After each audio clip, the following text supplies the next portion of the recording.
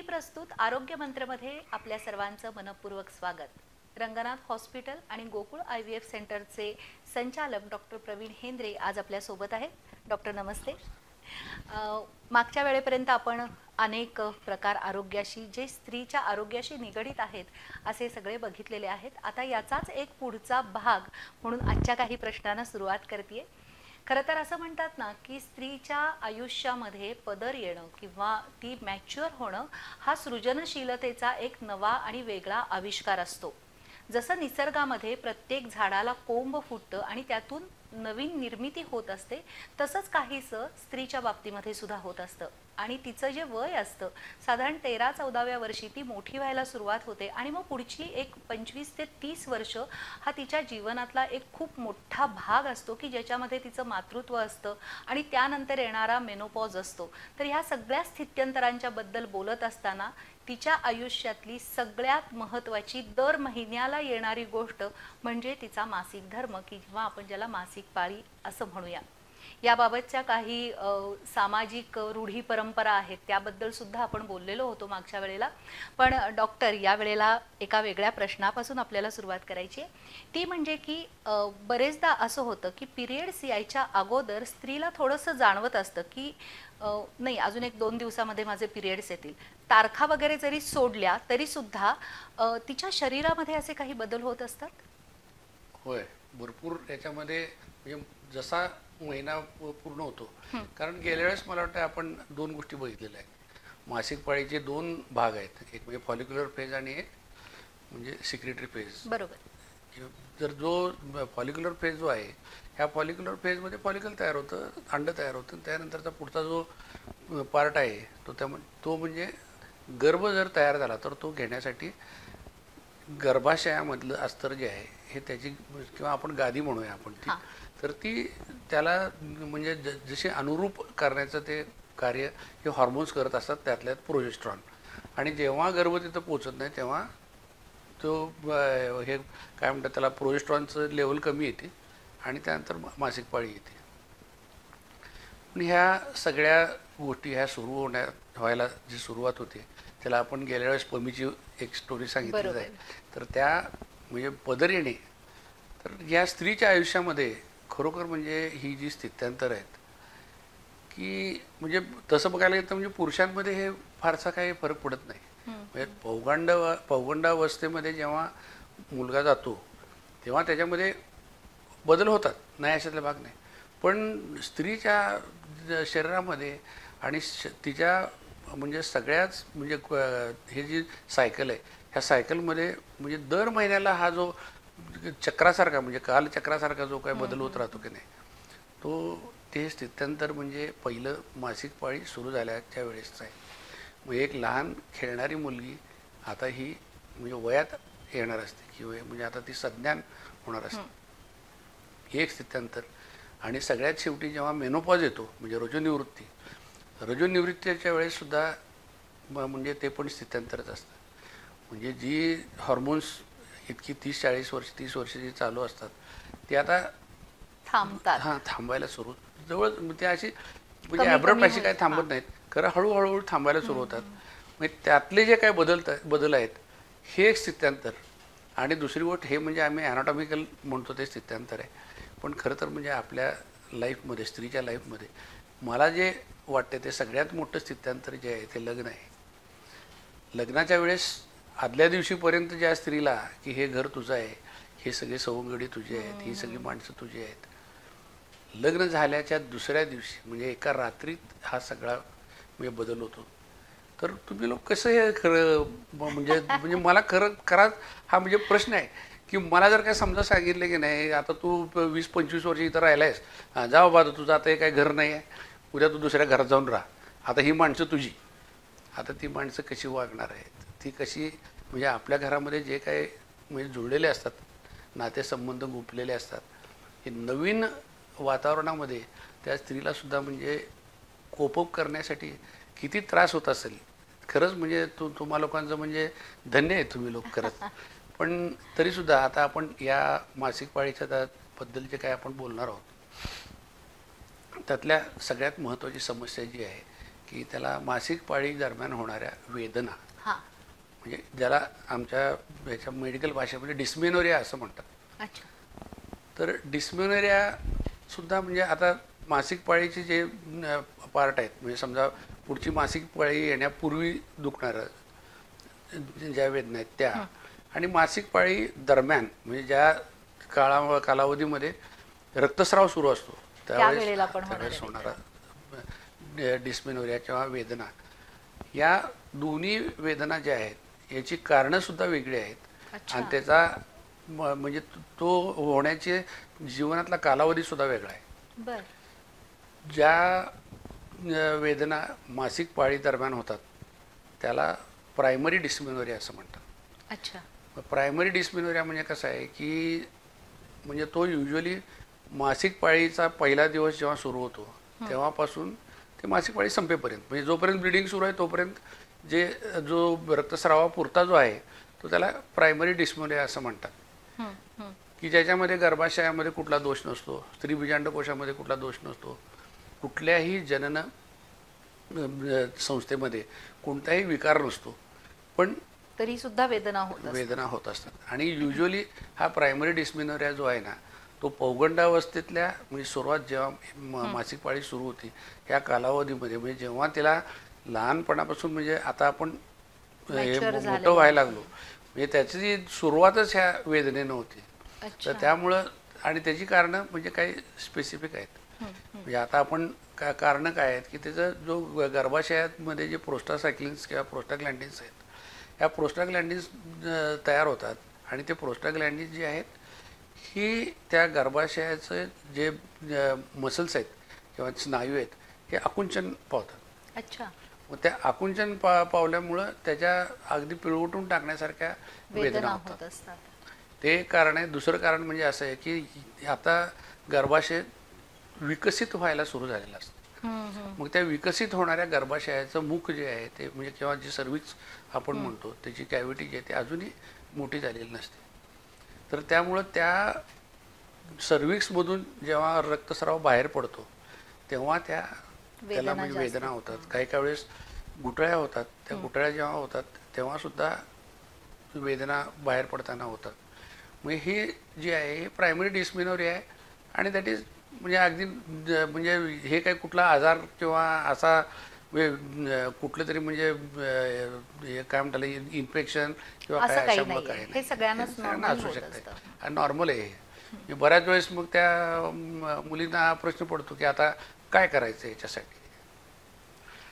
तर त्यांचा सगळ्यात मोठा प्रश्न एक असतो की मला दर महिन्याला म्हणजे अगदी थोडं दुखण्यापासून तर अगदी म्हणजे जास्ती दुखून दवाखान्यामध्ये ॲडमिट करण्या एवढी परिस्थिती असण्यासारखा या वेदना असू शकतात.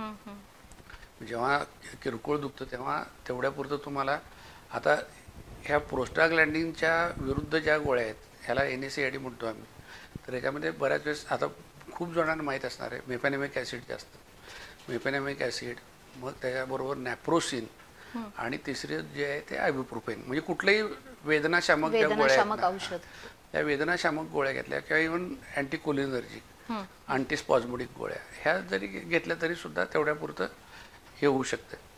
पण ते तेवढ्या कालावधीपुरतंच गरजेचं असतं, त्यामुळे एखाद दुसऱ्या गोळीमध्ये सुद्धा कदाचित त्यांना भागत असेल. नाही, बऱ्याच वेळेस काय होतं माहिती आहे का की ह्या एखादी गोळी म्हणजे सध्या सुरू झालं आणि ब्लिडिंग सुरू झालं आणि पेन सुद्धा वेदना सुरू झाल्या की एक गोळी घेतली की नंतर बऱ्याच वेळेस म्हणजे रक्तस्राव सुद्धा त्यांनी कमी होतो आणि दुसरी गोष्ट म्हणजे वेदना सुद्धा कमी होतात. आणि त्यातल्या ह्या तिन्ही चारी जेवढ्या गोळ्या आहेत ना या गोळ्यांमधलं सगळ्यात कमी साईड इफेक्ट असलेलं ती जी गोळी आहे ती म्हणजे नॅप्रोसिनची गोळी आहे. पण नॅप्रोसिन सध्या फारसं कोण वापरत नाही, मेफॅनेमिक ॲसिडच फारसे वापरतात.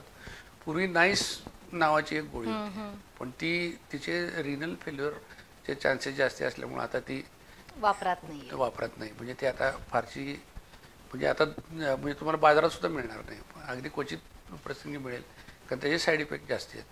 म्हणजे त्या गोळीमुळं हे म्हणजे वेदनाशामक गोळ्याची बदनामी झाली. पण नॅप्रोसिन सेफली घेऊ शकता तुम्ही.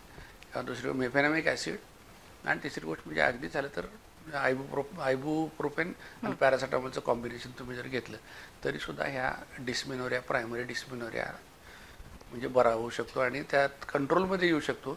अच्छा. आणि अगदीच नाईलाज झाला म्हणजे हे सगळ्या गोळ्या औषधं तुम्ही देऊन बघितलं आणि त्यातल्या सगळ्यात महत्त्वाचं आपण ॲज युजल सांगतो तेच व्यायाम, हां, ते सगळ्यात महत्त्वाचं, आणि आहार. ह्या 2 गोष्टी तुम्ही आटोक्यात ठेवल्याच पाहिजेत. मग वाटल्यास तुम्ही योगा करा, काही करा, पण एक व्यायाम आणि हे करायलाच पाहिजे. आणि अगदीच जेव्हा हे नाईलाज असतो त्यावेळेस मात्र त्याला भूल देऊन गर्भाशयाच्या पिशवीचं तोंड कधी कधी मोठं करायला लागतं, क्वचित प्रसंगी. इट इज व्हेरी रेअर, म्हणजे अगदी हे नाही, पण गोळ्या औषधांनी बरं होऊ शकतं. जसं आता तुम्ही म्हणालात की काही गोळ्या घेतल्या तर सुद्धा वेदना कमी होऊ शकतात, पण हल्ली एक नवीन पद्धतीचे पॅचेस आलेले आहेत, तर तेही काही जणी वापरतात. सेफ आहे ते पण पॅचेस किती एका दुसरंच वापरायला लागतं, म्हणजे ते असं काही नाही की म्हणजे महिनाभर थोडंच वापरायला लागतं. की त्या तेवढ्या पुरतं आता अर्थात ते डॉक्टरांच्या सल्ल्यानंच वापरले ते जातात, सल्ल्याप्रमाणेच वापरायला पाहिजे, त्यात काय प्रश्न नाही. कुठली गोष्ट सल्ल्याशिवाय ओव्हर द काउंटर औषध घेणं हे धोक्याचंच आहे. कारण शेवटी तुम्हाला कुठला आजार आहे किंवा काय हे माहीत असायलाच पाहिजे. नक्की. पुढच्या काही प्रश्नांच्याकडे आपण जाणार आहोत, पण त्यापूर्वी घेऊया छोटीशी विश्रांती. आरोग्य संवर्धन आणि विविध आजारांविषयी जनजागृती करणारा चॅनल बी चा कार्यक्रम आरोग्य मंत्र. आजाराची लक्षणं, खबरदारी आणि उपचार पद्धती याबद्दल माहिती मिळेल तज्ज्ञ आणि अनुभवी डॉक्टरांकडून. आरोग्य मंत्र मध्ये पहा रंगनाथ हॉस्पिटलचे स्त्रीरोग तज्ज्ञ डॉक्टर प्रवीण हेंद्रे यांना. या कार्यक्रमात आपण त्यांच्याशी IVF म्हणजे काय, संतुलित आहार कसा असला पाहिजे, फायब्रॉइड म्हणजे काय, 2 सीझर झाले तर रिस्क नेमकी कोणती असते, लहानपणापासून मुलींची वाढ होत असताना त्यांच्या आरोग्याची काळजी कशी घ्यायची या सर्वांविषयी संपूर्ण माहिती. आरोग्य मंत्र दर शनिवार सायंकाळी 7:30 वाजता 532 क्रमांकाच्या बी चॅनलवर. आरोग्य मंत्रमध्ये पुन्हा एकदा आपल्या सर्वांचं स्वागत आहे. आणि मगाशी तुम्ही म्हणालात की ज्या मासिक पाळीच्या वेळेला ज्या वेदना होत असतात तर त्याविषयी आपण बोललो आणि त्याच्यासाठी कुठली औषधोपचार केले जातात त्याविषयी सुद्धा आपण जाणून घेतलं. याला अजून एक प्रश्न जोडून असा विचारायचा आहे की बरेचदा आता ज्या तरुण मुली नोकरीवर जात असतात तर त्यावेळेला त्यांना बसमधनं प्रवास असतो, रेल्वेतनं, म्हणजे आता हा फक्त आपल्या भागापुरता रेल्वेचा प्रश्न नाही आहे, पण मुंबई पुण्यासारख्या ठिकाणी जर का बघितलं तर 10-10, 15-15 किलोमीटर त्यांना गाडी चालवत जावं लागत असतं. किंवा एकूणच ऑफिसमधलं जे काही काम असतं, कधी बैठं काम असतं तर कधी अंग मेहनतीचं पण काम असतं, शेती करणाऱ्या ज्या स्त्रिया आहेत त्यांच्या ह्याच्यात. तर या सगळ्यांच्यासाठी जेव्हा वेदना असतात तर त्यावेळेला तुम्ही काय सल्ला द्याल या सगळ्यांच्यासाठी? म्हणजे औषध त्यांनी पण घ्यावं का दुसरा काही उपाय आहे? आता सगळ्या मुलींच्या जवळ पर्स असते, त्यांना आपली मासिक पाळी कधी येणार आहे माहीत असते. आणि युजली आता इवन ते आपण पॅडबद्दल किंवा ह्याच्याबद्दल काही म्हणजे बोललेलो नाही आहे, पण ते पण त्यांच्याजवळ तयारच असतं. 2 गोळ्या आपल्या पर्समध्ये ठेवायच्या, सुरू झालं, 1 गोळी खाल्ली हे त्यांना घ्यायलाच पाहिजे. कारण वेदना सहन करण्यापेक्षा त्याच्यावर उपाय करणं हे कधीही बरंच आहे. पण बरेचदा असं पण होतं की पोटात ज्या पद्धतीनं दुखतं तसंच पाठीत पण दुखतं, आणि पाठीत विशेषतः माकड हाडाला जास्त वेदना होत असतात, तर त्याच्या मागचं कारण काय आहे? आता मी मगाशी जे सांगितलं ते ओटी पोटात दुखत असतं, कशात? Primary dysmenorrhea. बरोबर. आता हे दुसरा जो आहे सेकंडरी डिस्मेनोरिया जो असतो हा म्हणजे पहिल्या याला आपण स्पाझमोडिक डिस्मेनोरिया म्हणतो, आणि ह्याला जो आहे तो कंजेस्टिव्ह. जे गर्भाशय जिथं असतं म्हणजे त्याला पेल्विस असं म्हणतो, म्हणजे ओटीपोटाचा जो काय म्हणजे उदर पोकळी आहे, हे पोट आणि पेल्विस हे 2 भाग आहेत पोटाचे. तर त्या उदर पोकळीमधले जे अवयव आहेत ह्या अवयवामधल्या विकारांमुळे होणारा जो डिस्मेनोरिया आहे त्याला सेकंडरी डिस्मेनोरिया आम्ही असं म्हणतो. आणि ह्या डिस्मेनोरियाचं म्हणजे वैशिष्ट्य असं आहे की ते मासिक पाळी होण्यापूर्वी सुरू होतं, 4 ते 5 दिवस. अच्छा. आणि म्हणून त्याला कंजेशन, म्हणजे जेव्हा पेल्विसमधले जे ऑर्गन्स आहेत ते सगळे जे अवयव आहेत त्या अवयवांना जेव्हा म्हणजे कंजेशन होतं त्यावेळेस तो कंजेस्टिव्ह डिस्मेनोरिया म्हणजे सुरू होतो. आणि तो जो आहे तो मासिक पाळी येईपर्यंत राहतो, आणि मासिक पाळी आल्यानंतर मात्र तो रिलीव्ह होतो. अच्छा. हां, तो त्या डिस्मेनोरियामध्ये मात्र पाठदुखी, कंबरदुखी ह्या सगळ्या गोष्टी होऊ शकतात. आणि त्यातल्या ज्या विविध कंडिशन्स आहेत त्या कंडिशनप्रमाणे वेदना ज्या आहेत त्या वेगवेगळ्या होतात. म्हणजे त्या सेकंडरी म्हणजे कुठलं, पेल्विक इन्फ्लमेटरी डिसीज, म्हणजे ज्याच्यामध्ये गर्भाशय, गर्भनलिका, स्त्रीबीजांडकोश हे जे अवयव आहेत त्याच्यामध्ये ह्या अवयवांचा जो जंतू संसर्ग जेव्हा होतो त्या जंतू संसर्गामुळं त्याला आम्ही पेल्विक इन्फ्लमेटरी डिसीज म्हणतो. आता तुम्हाला मी जाता आणखीन एक गोष्ट तुम्हाला सांगतो. पुरुषांचं जे पोट आहे हे कुठल्याही बाह्य म्हणजे वातावरणाशी कुठेही ते जोडलेलं नाही आहे. पण स्त्रीची जी जननेंद्रिय जे आहेत की त्याला जनन मार्गावाटे गर्भाशयाचं मुख, गर्भाशय, गर्भनलिका म्हणजे हे जे अवयव आहेत हे they are vulnerable for infection. बरोबर. पण त्यामुळं म्हणजे ही जी जडणघडण आहे त्याच्यामुळे इन्फेक्शन होण्याचे चान्सेस तिथून, कारण दुसरी जास्त म्हणजे, आणि दुसरी गोष्ट म्हणजे जनन मार्गाच्या जवळच मूत्रनलिका आहे, गुदद्वार आहे, त्यातलं म्हणजे कॉन्टामिनेशनसुद्धा होतं किंवा इवन इंटरकोर्सच्यामुळं सुद्धा काही म्हणजे सेक्शुअली ट्रान्समिटेड डिसीजेस वगैरे आहेत.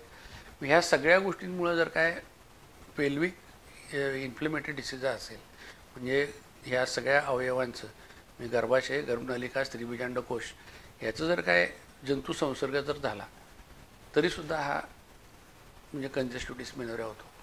त्याचबरोबर सगळ्यात घातक आजार म्हणजे काही वेळेस म्हणजे कॅन्सर एवढाच डोक्याला त्रास देणारा, कारण तो बरं व्हायलासुद्धा त्रास होतो, तो म्हणजे एंडोमेट्रियोसिस.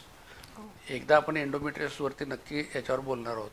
तिसरी गोष्ट म्हणजे त्याच्यामध्ये असणारे फायब्रॉइड्स. चौथी गोष्ट म्हणजे गर्भाशयाच्या आत असलेले पॉलिप्स. म्हणजे हे त्याला कोणती तरी पॅथॉलॉजी त्याच्यामध्ये असते, त्याच्यामध्ये विकार कुठला तर असतो या सगळ्या जननेंद्रियाचा, आणि जननेंद्रियाच्या विकाराच्यामुळं जो कंजेशन होतं आणि त्याच्यामुळं जो होणारा डिस्मेनोरिया किंवा ज्या वेदना असतात ह्या सेकंडरी असतात, आणि त्याचे उपचार जे आहेत हे नॉर्मली ज्या त्या कंडिशनप्रमाणे आपल्याला करायला लागतात. पण ते हे कंडिशनसुद्धा इझिली म्हणजे आपल्याला शोधता येत नाहीत. मग त्यासाठी आता प्रायमरी डिस्मेनोरिया कसं त्या हिस्ट्रीवरच तुम्ही सांगता. बरोबर. मासिक पाळी दरम्यान होतं वेदना, ओके दिस इज स्पाझमोटिक डिस्मेनोरिया, त्या गोळ्या बंद, काम संपलं. मासिक पाळी संपली, दुखायचं बंद झालं. बरोबर. पण ह्या सेकंडरी जी आहे तर हे शोध घ्यायला लागतो. म्हणजे आता काही वेळेस म्हणजे आता सोनोग्राफीमध्ये तुम्हाला फायब्रॉइड दिसेल, सोनोग्राफीमध्ये तुम्हाला जर काय स्त्री बीजांडकोशामध्ये जर चॉकलेट सिस्ट ऑफ ओव्हरी किंवा एंडोमेट्रियोमा जर झाला असेल तर तो दिसेल. तिसरी गोष्ट म्हणजे त्याच्यामध्ये ॲडेनोमायोसिस दिसेल. चौथी गोष्ट म्हणजे पण काही जे आहेत की म्हणजे सरफेस एंडोमेट्रियोसिस वगैरे असेल तर सोनोग्राफी सोडून त्यावेळेस काही वेळेस MRI करायला लागतो, काही वेळेस लॅप्रोस्कोपी करायला लागते.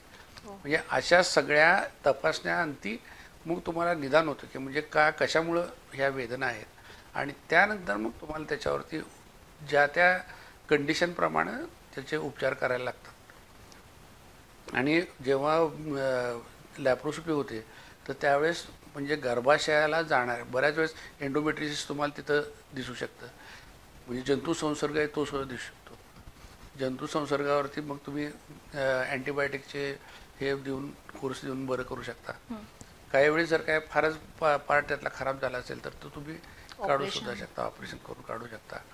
आणि आता आणि एंडोमेट्रियोसिस जे आहे याच्यामुळं जी एंडोमेट्रियम आहे हे गर्भाच्या पिशवीच्या आत पाहिजे, ते गर्भाशयाच्या बाहेर झालेलं असते. आणि प्रत्येक महिला आता गर्भाशयातून रक्तस्राव बाहेर पडायला तुम्हाला गर्भाचं मुख आहे, जनन मार्ग आहे, त्यातून बाहेर निचरा होतोय. पण पोटामध्ये झालेला रक्तस्राव काय करणार? बरोबर. आणि त्या पोटामध्ये रक्तस्राव झाल्यानंतर आजूबाजूची जी काय आतडी आहे जेव्हा जो चिकटा तयार होतो, इव्हन गर्भाशय जे आहे ना ते गुदद्वाराचा जो शेवटचा पार्ट आहे त्या गुदद्वाराच्या शेवटच्या पार्टला सुद्धा जाऊन चिकटलं की त्याची फार म्हणजे वेदना जास्त होतात. मग त्यावेळेस मात्र तुम्हाला एक्सटेन्सिव्ह सर्जरीसुद्धा काही वेळेस करायला लागतात. म्हणजे हे स्त्रियांना म्हणजे देवानं जरी हे काय म्हणतात त्याला इस्ट्रोजनमुळं ब्लड प्रेशर आणि दुसरी गोष्ट म्हणजे हार्ट अटॅक आणि नंतर मेंदूचे जे विकार आहेत म्हणजे अर्धांगवायू म्हणजे थोडक्यात म्हणजे ॲथेरोस्क्लेरोसिस, इस्ट्रोजनमुळं तुमचे जे काही रक्तवाहिन्या आहेत पुरुषांच्या ज्या जितक्या लवकर टणक होतात तेवढ्या तेवढ्या स्त्रियांच्या स्त्रियांच्या होत नाहीत. म्हणून तुम्ही जर बघितलं तर हार्ट अटॅक स्त्रियांमध्ये कमी आहे. हो. आणि स्त्रियांमध्ये हार्ट अटॅक जो येतो तो 60 वर्षानंतर येतो. म्हणजे पुरुषांना लवकर येतो, पण स्त्रिया म्हणजे हे जसं देवाने या सगळ्या गोष्टी दिलेल्या आहेत, म्हणजे वेदना ज्या दिलेल्या आहेत त्यासाठी त्याच्याबरोबर प्रोटेक्शनसुद्धा दिलेलं आहे. तर त्यामुळं तुमच्या लाईफमध्ये म्हणजे हे जे ब्लड प्रेशर म्हणजे ॲथेरोस्क्लेरोसिसमुळे होणारे जे काही कॉम्प्लिकेशन्स आहेत, हार्ट अटॅक येणे नंतर, कारण हे सगळ्या नसा हे झाल्या काय म्हणतात टणक झाल्या की त्याच्यामध्ये प्लाक तयार होतो, ब्लॉक होतात. ब्लॉक झाले की तुम्हाला मेंदूचे पण विकार होतात, तुम्हाला हार्ट अटॅक येतात, तुम्हाला बाकी सगळे ब्लड प्रेशर वगैरे वाढतं. ह्या सगळ्या गोष्टी ज्या आहेत ह्या स्त्रियांना पुरुषांच्या पेक्षा कमी आहेत, वरदान आहे तुम्हाला. बरोबर. पण हे गर्भाशयामुळे होणारे जे काही बाकीचे आजार आहेत तर ते सुद्धा सोसावे लागतातच स्त्रियांना. नाही, तो आता अॅनाटॉमिकल आणि फिजिओलॉजिकल हे दोन्हीही म्हणजे रचना आणि त्याच्यावर फंक्शन ह्या दोन्ही गोष्टींमुळं हा डिफरन्स आहेच. सगळ्यात मोठा डिफरन्स मी मगाशी सांगितला की तुमच्या पोटाचे अवयव हे बाहेर कुठेही म्हणजे पुरुषाचे कनेक्ट होत नाही. मग जेव्हा मात्र गर्भाशय जेव्हा काढलं जातं ना तेव्हा मात्र ते म्हणजे पुरुषाच्या पोटासारखं ते पोट होऊन जातं, कारण तेव्हा आता कनेक्शन काय राहिलंच नाही बाहेर. डॉक्टर, ॲक्च्युली आपला हा कार्यक्रम सुरू झाल्यापासून अनेक प्रेक्षकांना आपल्या या कार्यक्रमामध्ये सहभागी व्हायचं आहे किंवा त्यांचे प्रश्न जे काही आहेत तर ते प्रश्न पण आपल्यापर्यंत यायला सुरुवात झालेली आहे. हा कोल्हापूरमधूनच एक प्रश्न आपल्याकडे आलेला आहे आणि त्यांनी असं विचारलं आहे की पिरियड्सच्या काळामध्ये सलग 10 दिवस ब्लिडिंग होतंय तर ते कितपत योग्य आहे असं त्यांनी विचारलंय. आपलं माझ्या मते यावर उत्तर देऊन झालेलं आहे, पण तरी एकदा तुम्ही सांगितलं तर बरं. कसं आहे की म्हणजे कुठल्या रक्तस्रावाला जास्ती म्हणायचं म्हणजे एक तर म्हणजे अमाऊंट ऑफ ब्लिडिंग म्हणजे समजा नॉर्मल 4 ते 5 दिवस असतं, त्या कालावधीमध्ये जास्तीचा रक्तस्राव झाला, अतिरिक्त रक्तस्राव झाला तरी त्याला हेवी ब्लिडिंग म्हणायचं किंवा म्हणजे मेनोरेजिया म्हणायचं. किंवा दुसरी गोष्ट म्हणजे रेग्युलर जसा होतो 4 ते 5 तसा सलग 10 दिवस 10 दिवस 8 दिवस तर तो ॲबनॉर्मल आहे. मग त्याचं कारण आपलं शोधायला लागतं. मी बऱ्याच वेळेस ते सांगितलं तुम्हाला की सोनोग्राफी करायची, त्यातनं नाही डायग्नोसिस झालं तर hysteroscopy, laparoscopy, MRI, CT scan ह्या सगळ्या गोष्टी पहिल्यांदा निदान करायचं आणि मग त्याप्रमाणे त्याचा उपचार करायचा. नक्कीच मला असं वाटतंय की ज्यांनी हा आपल्याला प्रश्न विचारला आहे तर त्या ताईंना हे उत्तर त्यांच्यापर्यंत पोहोचलं असेल की तुम्हाला तुमची तपासणी एकदा योग्य पद्धतीनं करून घेणं जास्त गरजेचं आहे. तर जितक्या शक्य आहे तितक्या लवकर तुमची ही तपासणी सगळी करून घ्या. डॉक्टर, आज आपण आता इथंच थांबणार आहोत. पुढच्या वेळेला जो सगळ्यात महत्त्वाचा विषय आहे तो म्हणजे की मेनोपॉज, तर त्याविषयी आणखीन एक राहिलं की प्री मेन्स्ट्रुअल सिंड्रोम PMS तर त्याविषयी आपण थोडा बोलूया, मग मेनोपॉजकडे आपण. आणि मेनोरेजिया जे आहे म्हणजे रक्तस्राव हे मात्र मोठा विषय आहे. तो नक्कीच त्याच्यासाठी आपल्याला भरपूर वेळ द्यावा लागणार आहे. त्यासाठी आपण पुढच्या आठवड्यामध्ये पुन्हा एकदा भेटूया. तोपर्यंत नमस्कार.